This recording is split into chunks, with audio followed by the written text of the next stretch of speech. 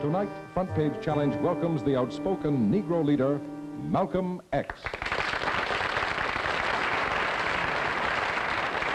Sir, what's the real reason why you two men split? Is it merely ideological, or is it personality? What else? Probably personality. It was not the statement that originally was given by the movement when we split. It's more personality than anything else. You've called people like Martin Luther King, who just got a Nobel Peace Prize, an Uncle Tom. Is this correct, first?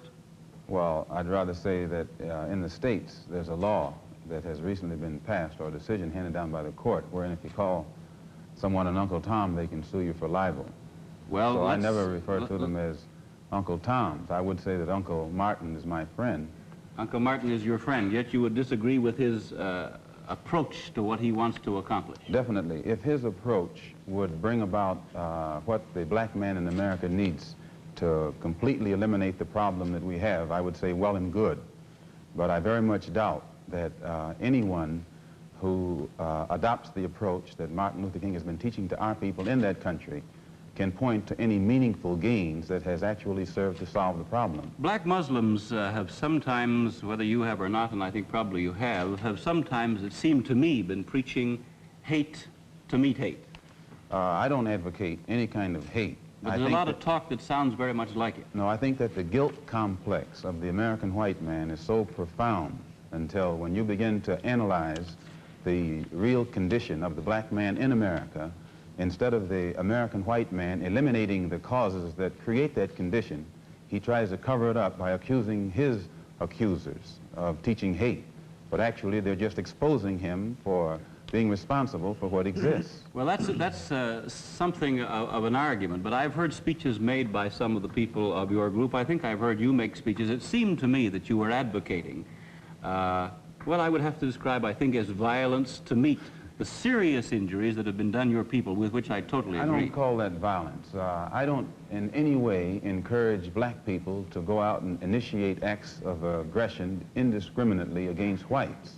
But I do believe that the black man in the United States, and any human being, anywhere, is well within his right to do whatever is necessary, by any means necessary, to protect his life and property, especially in a country where the federal government itself has proven that it is either unable or unwilling to protect the lives and property of those human beings. Just before Pierre takes it, you've got a pretty good fighter and the world's heavyweight champion lined up with you to help out. Yes, Pierre. Well, Mr. X, if I guess I call you that, is that the proper appellation, yes. Mr. X? I'm wondering if you still believe, as I think you certainly did at the time you were allied to the black Muslim movement, in a segregated black nation in North America. I don't believe in any form of segregation or any form of racism. I'm against any form of segregation and against racism. Am I right in saying that the black Muslim movement, which you have left, did believe in that? Well, Elijah Muhammad taught his followers that the only solution was a separate state for black people. And as long as I thought he genuinely believed that himself, I believed in him and believed in his solution. But when I began to doubt that he himself believed that that was feasible, and I saw no kind of action designed to bring it into existence or bring it about, then I turned in a different direction. Are you still a Muslim yourself? Oh, yes. I'm a Muslim. I believe in the religion of Islam, which believes in brotherhood, complete brotherhood of all people. But at the same time that I believe in this brotherhood, I don't believe in forcing my desire for brotherhood upon those who aren't willing to accept it. Of course, I think the Christians would say that they also believed in brotherhood. What did you say to that? I'd say they believe in it, but don't practice it. Well, that'd be a pretty good answer. Sir, when the muezzin goes up in the minaret twice a day, he cries to the world, there is but one God, and he is Allah. Do you deny that there is a Christian God? The muezzin does this 5 times a day. 5 times, and I only heard him twice. Well, you were fortunate to hear him twice. But he does this 5 times a day, and the same God that he says that he expresses the existence of is the God that the Christians profess to believe in themselves, and the God that the Jews believe in. One God, the creator of the universe. The Muslims believe in the God that created the universe, and I think the Christians do, and the Jews do. Now, as long as all of them are talking about the creator, the Jews may call him Jehovah, and Christians may have another name for him. Those who are Arabic speaking refer to him as Allah. Well, we believe in the same God. Now, as the Muslim religion advances in the United States, are you modernizing it or sticking with the old faiths? For example, the complete segregation of the sexes. I think that everything today on this earth is being modernized.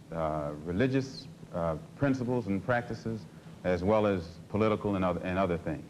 Now, when you went to Mecca, this is a very sacred and forbidden city. I tried to get to Mecca myself and certainly didn't make it, not being a Muslim. But how would they accept you as one? You're an American. There are few American Muslims. This is true, and by being an American and not having not being able to speak the Arabic language, I did strike a snag, a very serious snag, but I was fortunate to have been pretty well known by the officials in Arabia, and they knew too that I had accepted Orthodox Islam. It had been highly publicized in the paper, and I became a guest of the state. I was a guest of Prince Faisal, the present King Faisal, and they made it possible for me to go before the committee, Hajj committee or Hajj court, who examines you and asks you questions about your belief, and if you pass it, then you are okay to go to Mecca. But it's You would true. have to have a translator then. Oh, I had one. Then realizing that our problem in America, that we are black Americans, and we have a problem that goes beyond religion, we formed a group known as the Organization of Afro-American Unity. And the objective of this organization, it's non-religious, number one. Any Negro can belong to it. And the objective of that organization is to bring about a condition that will guarantee respect and recognition of the 22 million black Americans as human beings. We feel that the problem, number one, of the black man in America is beyond America's ability to solve. It's a human problem, not an American problem or a Negro problem.